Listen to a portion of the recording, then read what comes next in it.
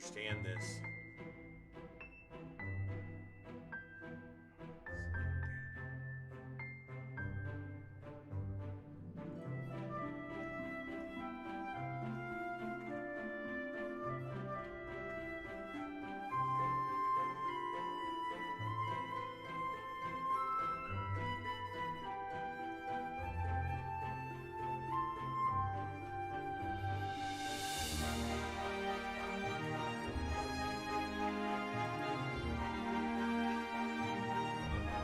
Come on. Nope, it's there.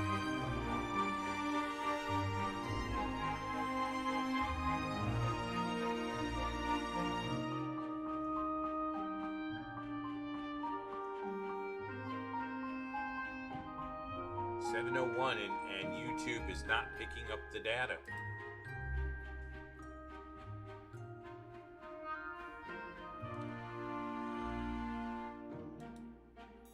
This is just not going to work tonight. Cox has got to be called. This is really bad. I'm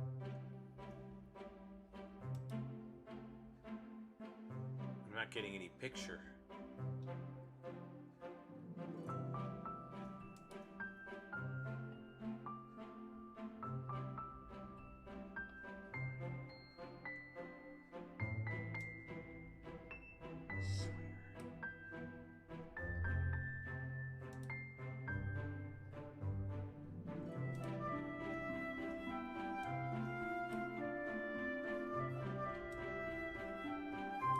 The no data.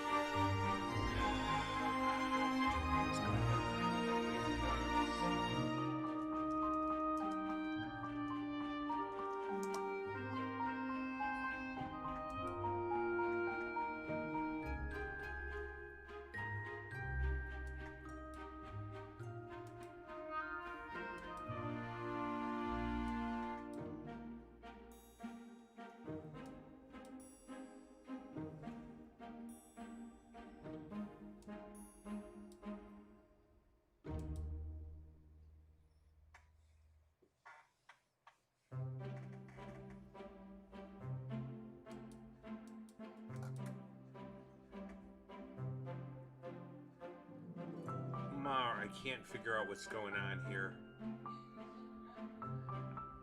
But it's running. I was able to bring the pages up. Here we go. I've got people coming in, but I don't have a picture.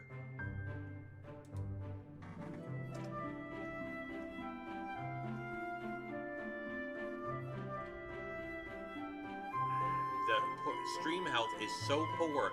We need to call Cox when we get back. This is really bad.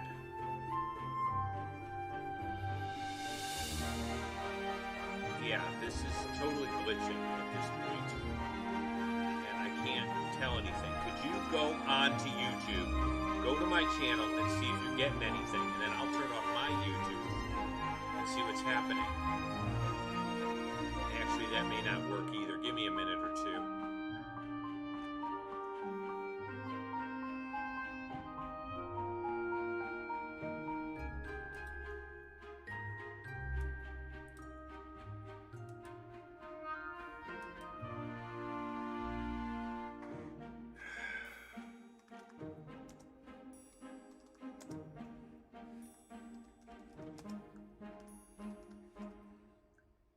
This is something we can't let them get away with.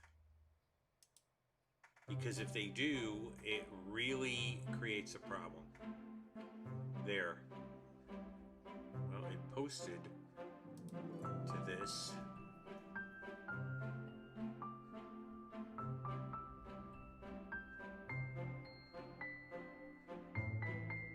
But I'm not getting any picture.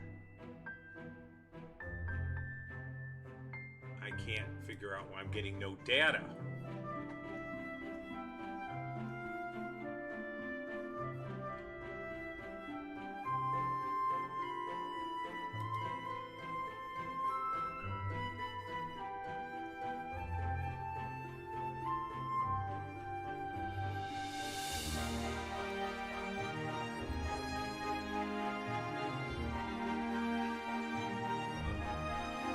Restream is totally frozen.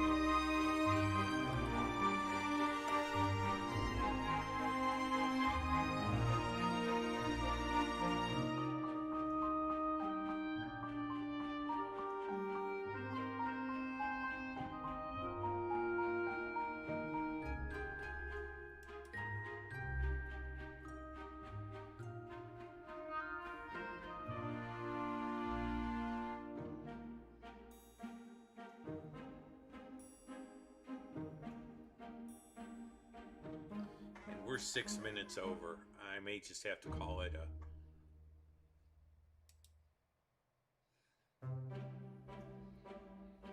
What? Do you see anything?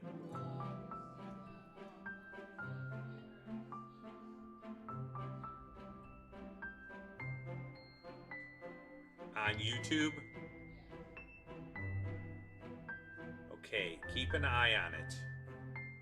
I'm going to shut it. I've got 5 viewers. I'm going to drop the live stream YouTube window and try to do this.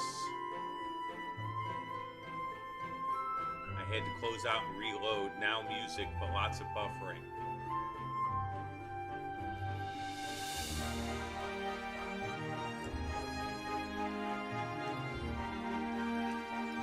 Because this is getting worse and worse. And they need to, the evening should not change that. So, I'm probably going to have to give them something. I don't know. Okay. This is really, really bad. You can? Okay. This is really bad. Okay. I'm going to have to just go forward to main and plane and see if it... Marlene?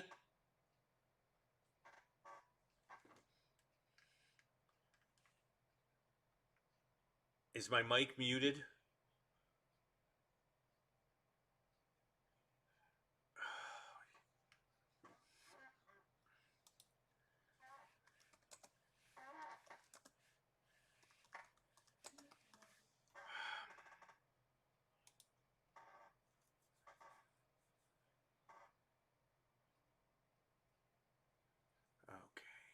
Well, good evening. I'm hoping this is working. We're operating a little blind tonight. We're having major problems.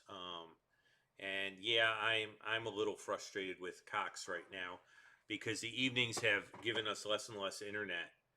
And we're on this like party line. And so I think something's going on and we'll probably have to get in touch with them. But this is not the way it should be. And so we're going to try to do this. We're going to probably end a little early tonight because I got to pack up my computer and get ready to go to Colorado.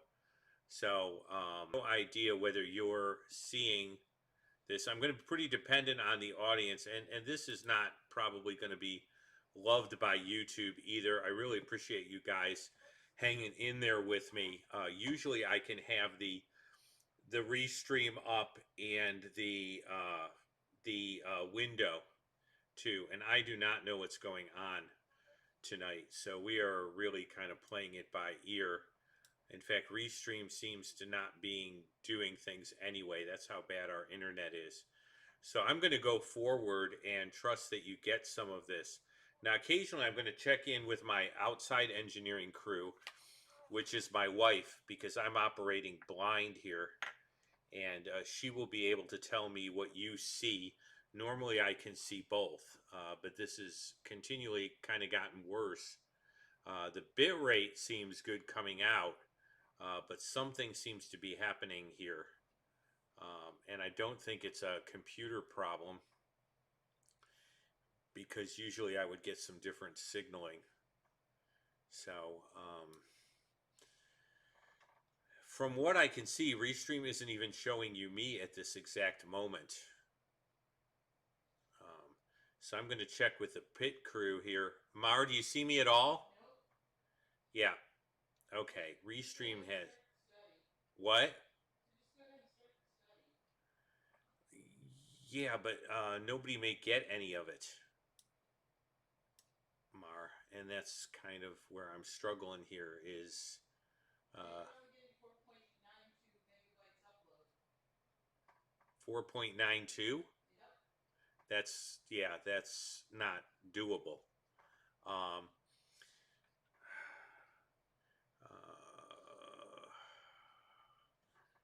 I'm seeing who's out there and who's not right now because of the problems that we're having. It looks like only one person's watching. I'm going to seek a little bit of advice here.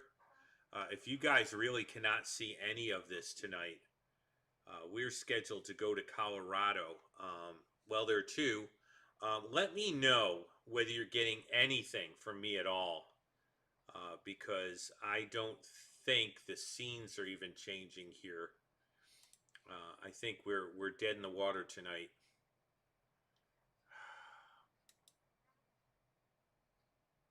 So I think we're kind of stuck. It's a live time of 4 minutes. What? It's a live time of 4 minutes. Do you see me? No. Yeah. So I'm looking for some advice here. I'd hate to cancel tonight's show. You guys are all so loyal, but I don't think you're going to be able to see tonight's show no matter what I do. Can I take a poll out there? If I don't do this, what we'll do is we'll do this next Wednesday, which is actually Rosh Hashanah, and I will work on the technical difficulties here with Cox. But I need a poll, so I can still see your chat. Would you guys like to do this next week? Keep the same message. I can give you an update on Colorado, and I can delete this video because I don't think we're going to get enough traction to make it work. I am thrilled that Mr. Phil's here, and some of you other folks, but I don't think I can pull it off. Out there, give me a word. I can go back and delete the video. We can do this next Wednesday, and I can work on the technical. We can hear you. Yeah, I got your picture. Okay, all right. We're going to try this. My pit crew in the background says that actually you can see me and you can hear me. So I'm sorry about the delays. We're going to have to do something related to this. But in the meantime, let me go to our presentation. And what I'm going to do is talk through the PowerPoint because I don't think the PowerPoint will show. No, you know what? I'll do the PowerPoint anyway. We're going to do this a little on the... we're going to do this a little bit differently. We're going to try to get through the PowerPoint tonight.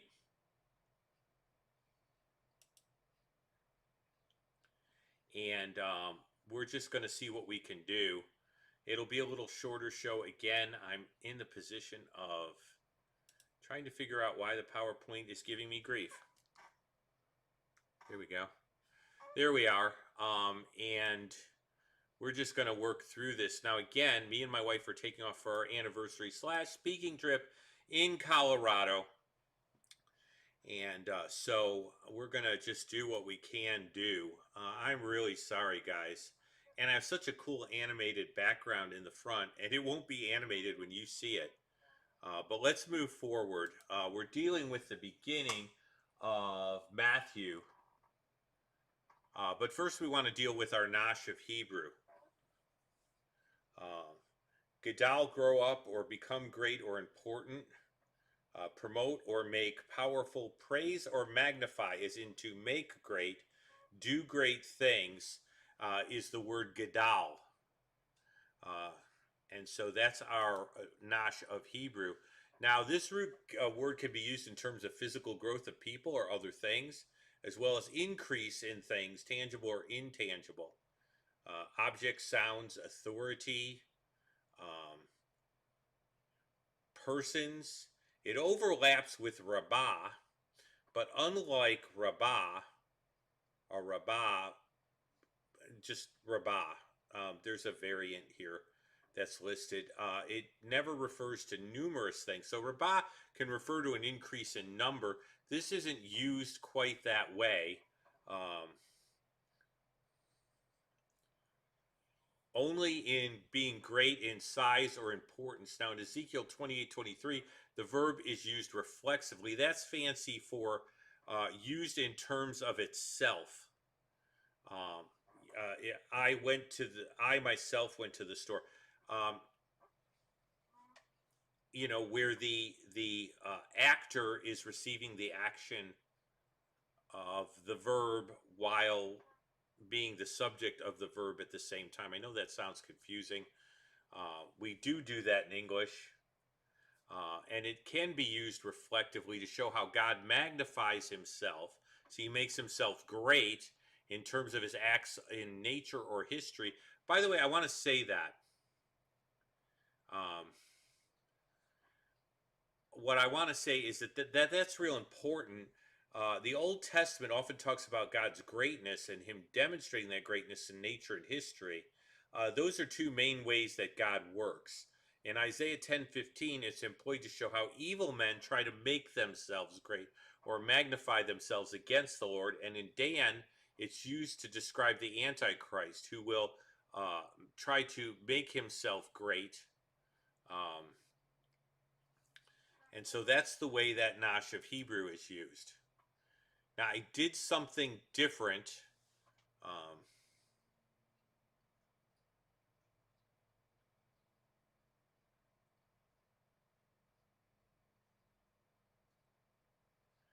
Someone's telling me how this is kind of working. I don't like that you guys are missing out on this.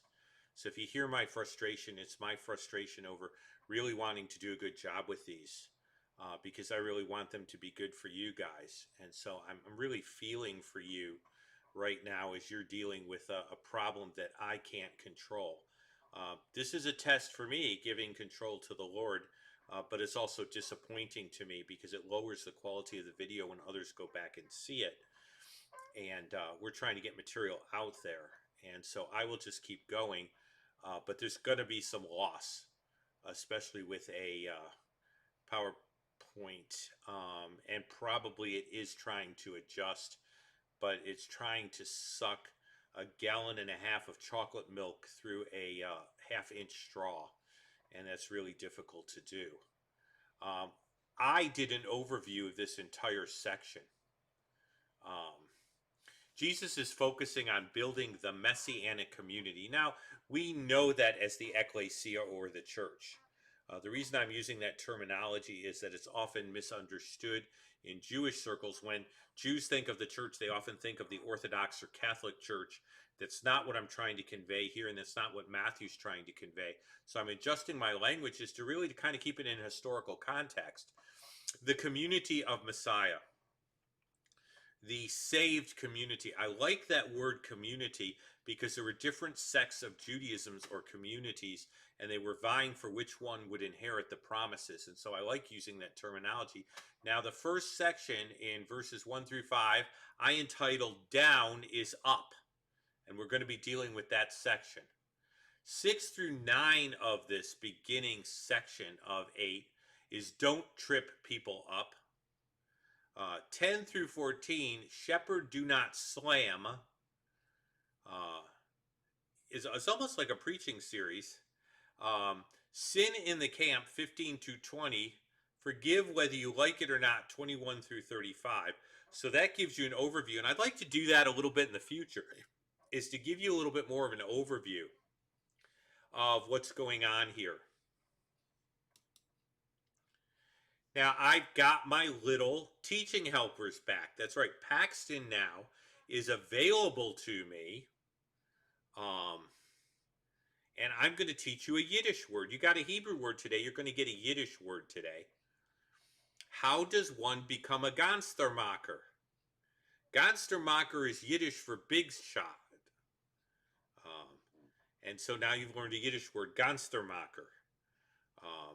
And the disciples, let's look at the verses. At that time, the disciples came to Jesus, saying, "Who then is the greatest in the kingdom of heaven?" Then Jesus called a little child to him and set him in the midst of them and said, "Assuredly, I say to you, unless you are converted and become as a little child, you will by no means enter the kingdom of heaven." Just a side note, the kingdom of heaven is the same as the kingdom of God. You're going to see that in Matthew. That has to do with Jewish sensibilities. Therefore, whoever humbles himself as this little child is the greatest in the kingdom of heaven.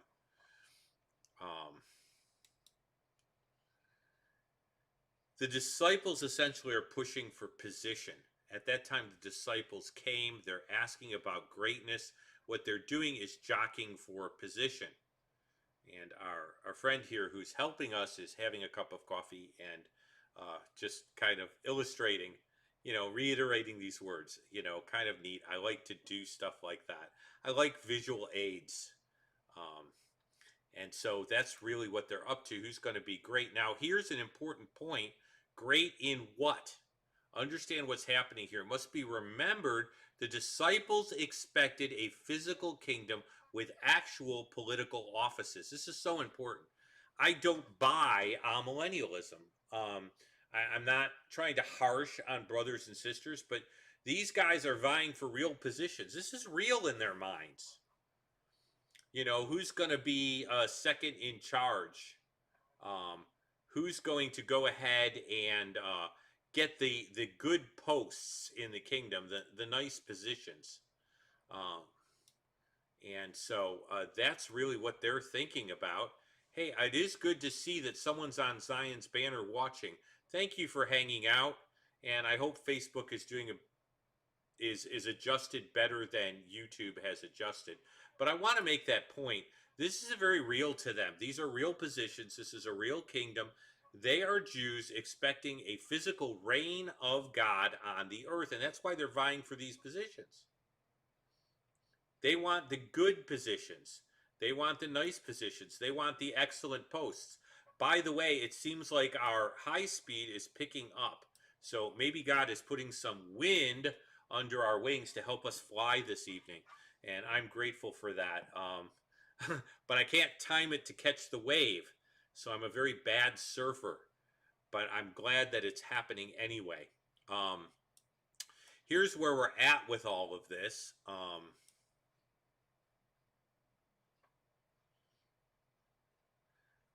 We lost the PowerPoint. Here we go. That should come up in a second or two. We're having some interesting little things go on here. Things which are unexplainable to me. But that's what it must be remembered. I'm going to see, now that we've got this going, I'm going to take just a second and see why the PowerPoint isn't showing, and I know why. And that's fixed. Good. And so if you do get the PowerPoint, you will now get the PowerPoint, which is really exciting. So that's what must be remembered in doing all this. The disciples demonstrate rivalry and jealousy. How often do we see that? Jesus had to deal with their flesh as he was preparing them for their roles as ambassadors. These guys are key. God has decided to use them. And so these guys are actually key. And so Jesus is investing in them. This is a real investment on Jesus's part. He is preparing these guys for really important positions. I mean, we're talking about being ambassadors of the kingdom here. And so he's dealing with rivalry. I mean, really fleshly stuff. Think about it. Now, that might mean that as Jesus is bringing a child in front of them, that he likes children and he wants them all to get childish and immature. Actually, with some of what they're displaying right now, they're probably already being immature. And so that's not what he's shooting for at all. And I just want to say, it looks like a few other people. Air Church is there. It's good to see you, Air Church. We're having a bumpy ride. I hope my airplane ride tomorrow is better than this ride because it's really bumpy. But it looks like God's got a little bit of air under our wings and we're beginning to pick up some high speed. You could be praying as I try to figure out with Cox what's going on because the evenings seem to be getting worse. And I think the party line is just getting fuller, and there's got to be they're supposed to guarantee us a certain amount of speed, and I think they're falling short. He's not encouraging them to be childish. Let's get back on task. What he is encouraging them to do is to have an attitude of trust and a little bit of humility. We tend to lose that, and these guys are losing perspective here. They aren't trusting Jesus to give them the positions in the kingdom that they should have, and they really aren't being dependent on him. They're really kind of pushing and shoving, and that really is the way of the world. And so Jesus really wants his folks to do something different. We can learn some things about leadership. Christian leadership, and a shout out to Elizabeth from down under.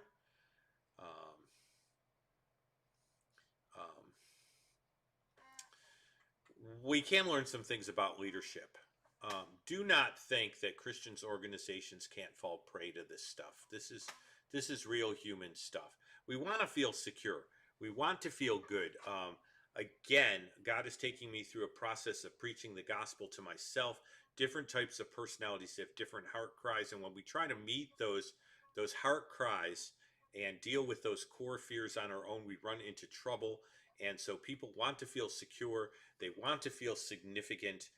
They want to feel like they are harmonious or have integrity or are good in that sense. And when we do that on our own, we get into real trouble. And Christian organizations do that too. So let me talk about a few errors, and I really see these in the church right now. I'm going to talk about the area of the error that I really am getting concerned about. It's called celebrity Christianity. I'm not saying those individuals aren't being used by God, but I really am concerned that we look to individuals to be celebrities, to go ahead and really be the core of our faith. And that could lead us away from God being the core of our faith. It's okay to be blessed by certain teachers. I hope that you're blessed by me. I am blessed by you getting something from these broadcasts. And I get some good feedback, and I get some great topic ideas. The 2 genealogies, I still remember that from last night. And those things are really wonderful. And so, yeah, I'm glad you're following these. Hang out through the bumpy rides and we'll smooth things out. However, I don't like certain statements that I hear. Not because I'm against John MacArthur. I'm not. I'm not against Charles Stanley. I used to listen to J. Vernon McGee. He always started his program with how firm a foundation. And those are great. You have teachers that God is teaching you through who have been gifted, and I appreciate being a teacher too, and so that's wonderful. But if you say I follow John MacArthur, well, you may mean that in the sense of following him as a good teacher who follows Christ, or you could get so dogmatic about John MacArthur that John MacArthur always has to be right. And you need to understand preferences for teachers is not an unswerving loyalty to those individuals above Christ or even alongside Christ. And so that's important. You need to kind of to understand that they're just individuals who God uses in an incredible way with you, and whose material is of great benefit. But you're not following John MacArthur, you're following Jesus Christ. John MacArthur is just a individual through which you follow Jesus Christ. And so that may be what you mean, but check your heart. Make sure that's what your heart is saying, and that you understand the difference. Now, I'm going to say another. I'm Reformed. I'm not saying that you can't necessarily get a lot out of the Reformed system of theology in certain areas, or that it might spur you to a greater study of the Word or of that sort of nature. You have a preference for that system of doctrine. Now, I tell the joke with George, and vocab was there, and I'm not kidding, man, at vocab, but it was kind of a funny. Vocab talked about Calvin, and I said, well, the Bible sort of preceded Calvin, and George Saig loved it.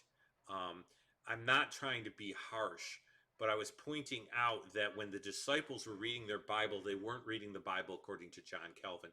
They were reading it within their historic context. And so you may have a preference to that particular type of theology, and that's fine, but you're not Reformed, you're biblical. That's why I say I'm a biblicist. And you prefer the Reformed system for various reasons related to you finding it accurate or neat or makes things more understandable to you. But I don't like hearing I'm Reformed. No, you're a Jesus follower. The first followers of Jesus were not Reformed. The Reformation hadn't happened yet. And so I don't, I'm kind of careful that way. I am a student of Dr. John C. Whitcomb. I mentioned him last night. I am a student of Glendale Toney. He was my first Bible teacher, incredible Bible exegete. He does podcasts. He is absolutely marvelous, and he was a real blessing to me and a spiritual father. But I am not a disciple of, how do I put this? I don't follow Glendale Toney. I follow Jesus, and Glendale Toney is a teacher that I am blessed by, and follow him as I follow Jesus, might be the better way of putting it. Just be careful. Your identity needs to be grounded in Jesus Christ first and foremost, always. Okay, proper leaders. None of us have arrived. A leader is just a sheep that has been given a certain task to go out in front of certain other sheep and kind of check out the field, so to speak. Leaders, and I want to balance this. I always like to be balanced. Now you're finding out about my personality 10. Accurate, balanced. A leader is trying to protect his fiefdom may run astray. Leaders unwilling to cooperate with others. That includes other leaders or ministries in order to get the job done simply because it is not them. We must be very careful of that. Okay? We have to be careful of creeping arrogance. Does that mean that I can go ahead and work with other leaders and they don't have to work with me, and then go ahead and kind of absorb without a mutual symbiotic relationship? No, it doesn't. Okay? If ministries demand our allegiance but give very little back, and I'm talking about working under ministries particularly, we need to consider what level we want to put in. I'm a firm believer that mission boards exist to facilitate their missionaries. When they start not doing that, that is a concern. The mission is always accomplished through the people God has called.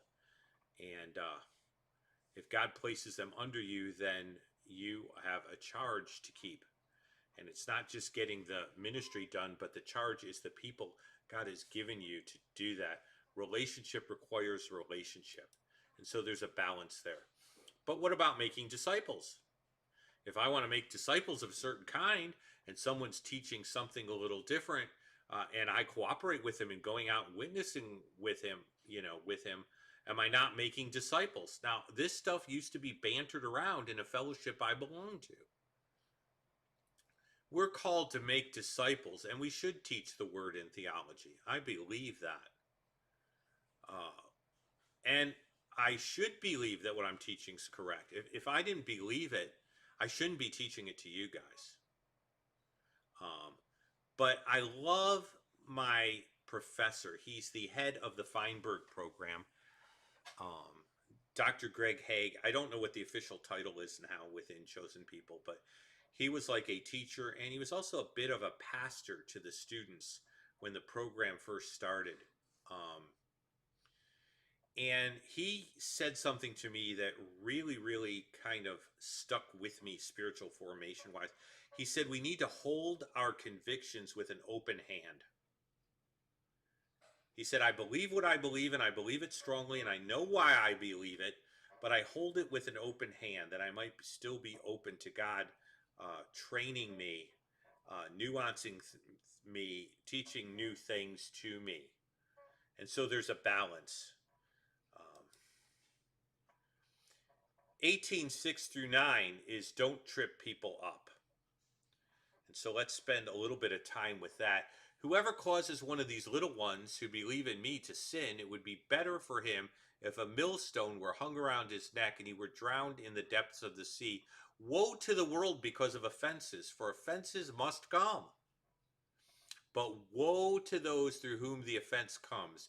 If your hand or foot causes you to sin, cut it off and cast it from you, for it is better for you to enter into life lame or maimed, rather than having both hands and feet and being cast into everlasting fire. If your eye causes you to sin, pluck it out and cast it from you, for it is better for you to enter life with one eye than have two eyes and be cast into hellfire. Now, I think Jesus is using some graphic language here. But let's talk about that in a minute. Let's talk about a Greek word that I want you to know. We've always had a nosh of Hebrew, but we've never had a nosh of Greek. And so let me introduce you to a Greek word that you should know, scandalon. In fact, Michael Card made a whole song out of this word and this concept. It's the word we get scandal from. We actually get it from the Greek word scandalon. And this is a form of scandalon. And so what you're going to see, whoever causes you to sin in some translations, that's a different Greek word, the word to sin, harmatia. This is scandalon, and it means to cause to stumble, to give offense, to fall away, and it refers to the experience of being offended or tripped up that could cause one to fall away from the right path. So sin is not the best definition of this word here. When it's used in the passive, it means to stumble or be offended. 29 times skedzalizo in the New Testament. 15 are passive, carrying the sense of to fall away. And that's Michael Jones giving us some background. It's under his article on apostasy in the Lexham Theological Word Book. This is another one of those resources from Logos. And I'm technically supposed to be able to go ahead and start advertising some stuff and promoting Logos because I use it. And I'm actually set up to do that, but I haven't gotten all my tax forms in. And I hope to be able to, relate some links to special deals and stuff in the future, maybe, if God so wills. But it's a Greek word you need to know. Setting others up for failure is really serious. Whoever causes one of these little ones who believe in me to stumble, from scandalon, it would be better for him to have a millstone hung around his neck and be drowned in the depths of the sea. What this is about is avoiding unnecessary offenses.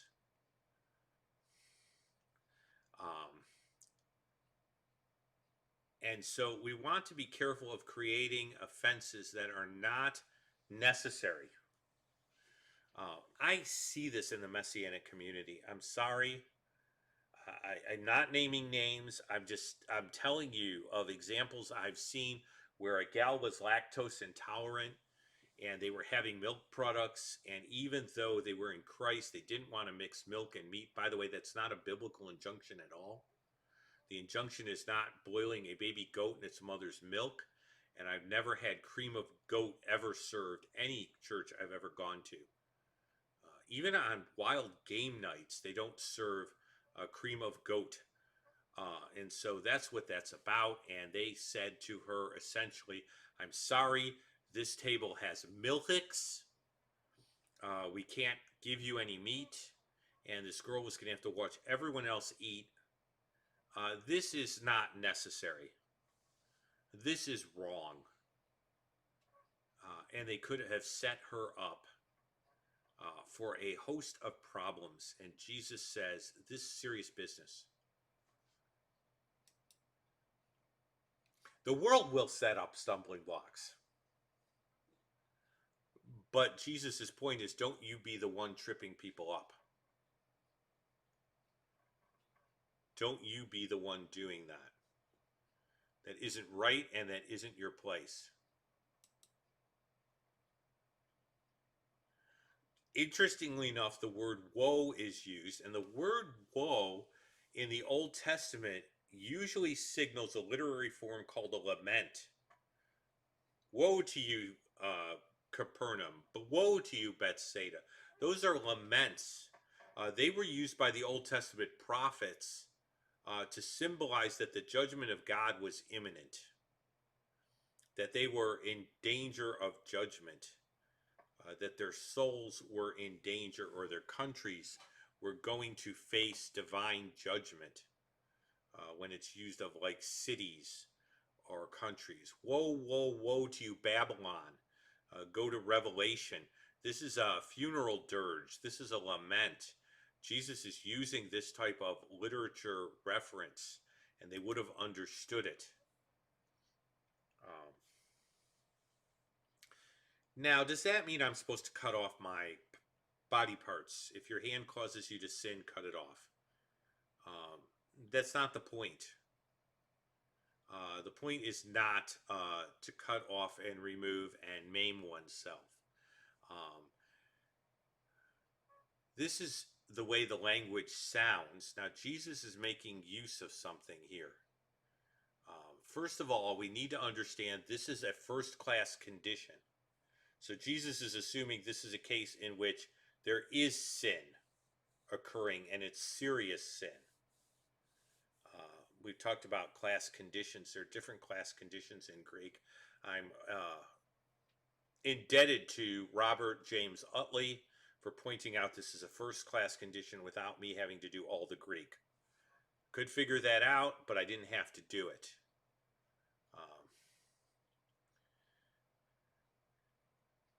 Jesus is assuming that sin's something that's going to end up happening, and it's going to be a serious consideration, that sin is going to involve tripping people up, and we need to be careful of it.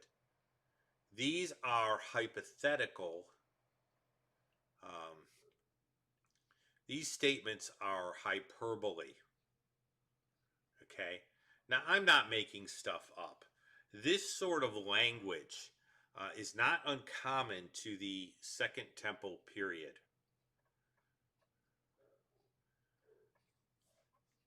And so Jesus is not talking about maiming. And you'll see the next slide up there. Okay? These things were not meant to be taken hyper literally. Now, James Utley says literally. I'm going to say hyper literally. They are literal. They're literal hyperbole. People often make this mistake with the Bible. Roses are red, violets are blue. Is that literal? Yes, it's literal. But I'm not making a comment about species of flowers. It's a poem. And I'm using something to go on from that line to make a comparison. A better example would be, as a deer panteth for water, so my soul pants for the Lord. David isn't claiming to be a deer. He's using a literary device. So do I believe the Bible literally? Yes. But I believe it literally within the forms of language that are being used and the authorial intent of what's being said. Jesus is not trying to get every disciple to go ahead and become eyeless, toothless, and legless. That's not the point. The point is Jesus is comparing the seriousness of sin with what they're going to lose. And what he is saying is sin is so awful that it would be better to remove your eye than to live under the bondage of sin that will damn you. Okay? And that's what he's getting at. He's using literary devices common to his audience at the time, who would have understood those devices to emphasize the seriousness of sin. And saying literally, sin is so bad that if you had to remove your leg, it would be worth it. Now, I think even in his descriptions of hell, I'm not talking about thinking that hell is a nice place. I'm talking about thinking that the main problem with hell is not the lack of air conditioning. I think the heat and the outer darkness convey something more than just uncomfortable temperatures and bad lighting. The best my mind can come to as I read the scriptures is that probably the internal pain of the soul being separated from God and bearing its own guilt and shame in ever increasing amounts throughout all eternity is such that the body feels what the soul is experiencing. And so the pain of the soul becomes physical pain experienced by the body. And that makes a certain amount of sense to me. Because really, our bodies are meant to be connected in such a way to our soul that our body feels what our soul's doing. And, the mind-body connection, I think that'll be that much more perfect in eternity on the positive side and on the negative side. But I live in Phoenix, and the temperatures here get around 120, and I think there's a little bit more to eternal separation from God than merely Phoenix-like temperatures. I have dear teachers and friends who think that hell is in the center of the earth. I can't say it's not. I don't think that's the point. And I really don't know what the lighting in the center of the earth is like. Because then where does that put heaven? Due east of Alpha Centauri? I think they're trying to stress that it's a physical place, but I'm not sure that it's a physical place with coordinates that the helmsman from Star Trek could set on his instrument panel. Could be wrong, could be right, but I think there's something more to it. When Jesus was on the cross, it said he tasted death, and I think that means spiritual death for everybody, but I'm not sure that the temperature changed much that morning. So for me, to get a picture of hell is to get a picture of the heart cry and agony that Jesus went through. Enough said. Let's look at the take-home truth. And I want to thank the 8 folks, 9 folks, 7 folks, because the numbers change occasionally on the board, who tuned in. I want to thank all those who missed the broadcast last night and tuned in. We've gotten, the response has jumped a little bit more on that, and that's good. Let's look at our take-home truth. I think this is really cool. If you could walk away with this, the way up is down, and sin is never to be taken lightly in the community of Messiah. Upcoming, we're going to discuss divorce, church discipline, and some other things that are real important issues that we hit before, but that Jesus wants to re-hit. And we're going to look at why those are there, and we're going to look at the purpose of church discipline and how we deal with forgiving one another. And I think that those are real important topics. So I'm really glad you all were here.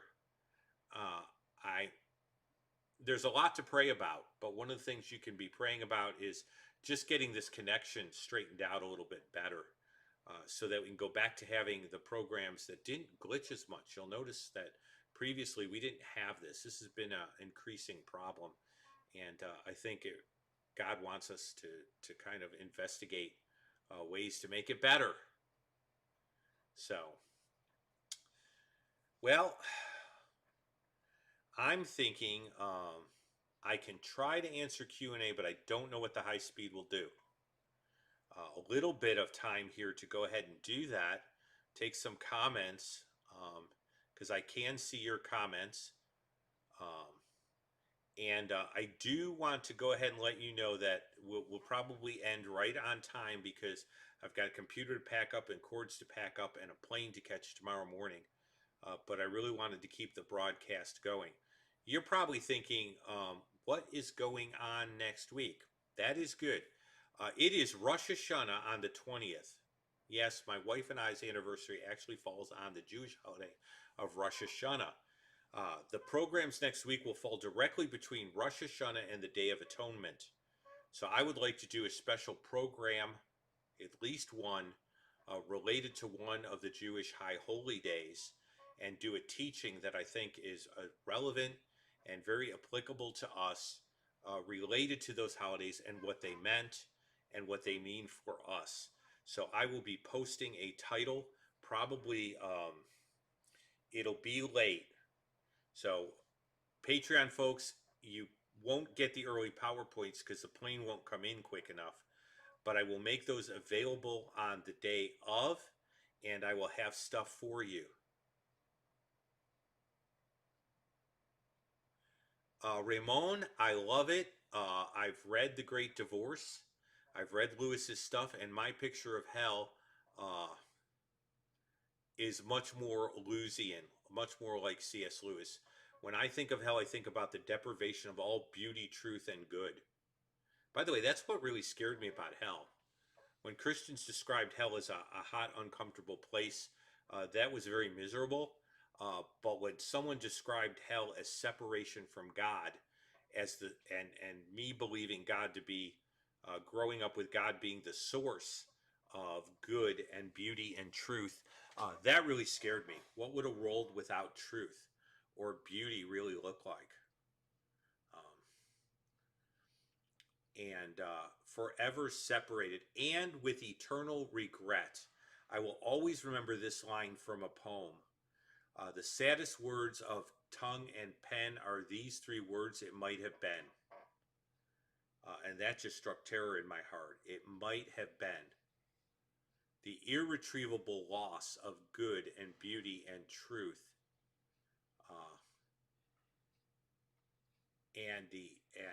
and opportunity, positive opportunity, were all frightening things to me.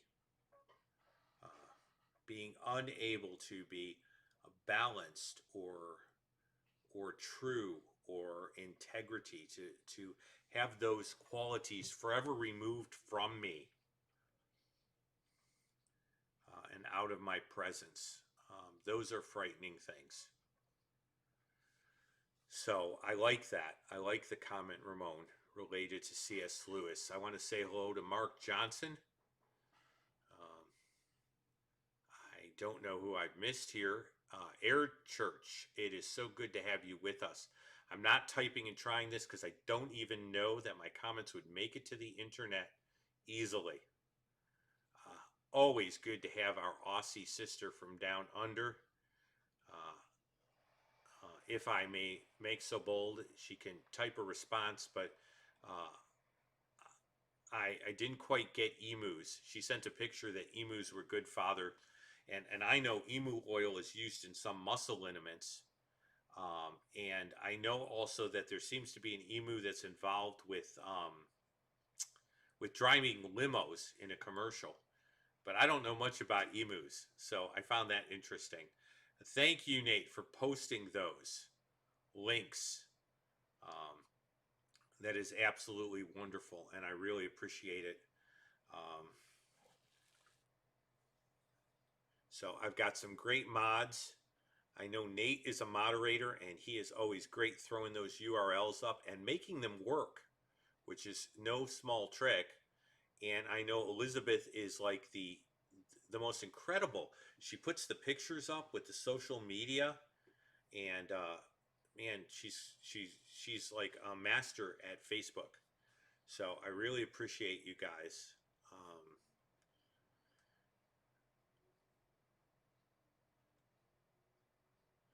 Well, I don't know what this will be like for the other people.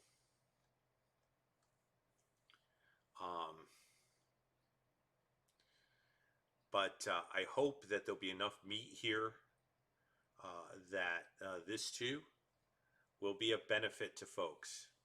And we will work on getting this back together, maybe with the coming of the new Jewish year. By the way, 5781 and the Day of Atonement, that the atonement of Christ will cover our internet problems in unique and special ways, and God will do things which I have not seen before and could not contemplate, but we will work on making it better. So I'm going to type a good night, get something to drink, pack up the computer, get ready to turn in, and get up early in the morning to try and make Colorado. I will keep you posted on California. Thank you, those who are praying. Steve, you're always an incredible support to us, as you all are. Uh, um,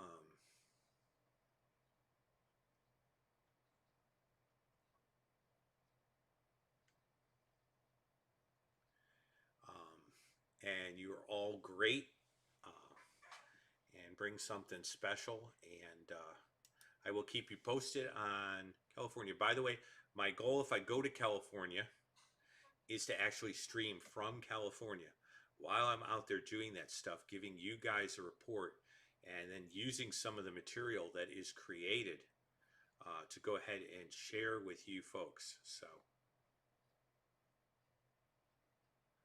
Ramon the Large, I would almost agree with you. And I like it because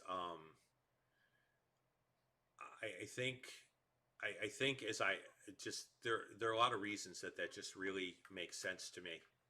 So I agree, and I'm glad you enjoy C.S. Lewis. There are many little tidbits, pictures, such as the stone table and Aslan dying on the stone table and the real meaning of sacrifice, and all of that are incredibly profound pictures. So that is great.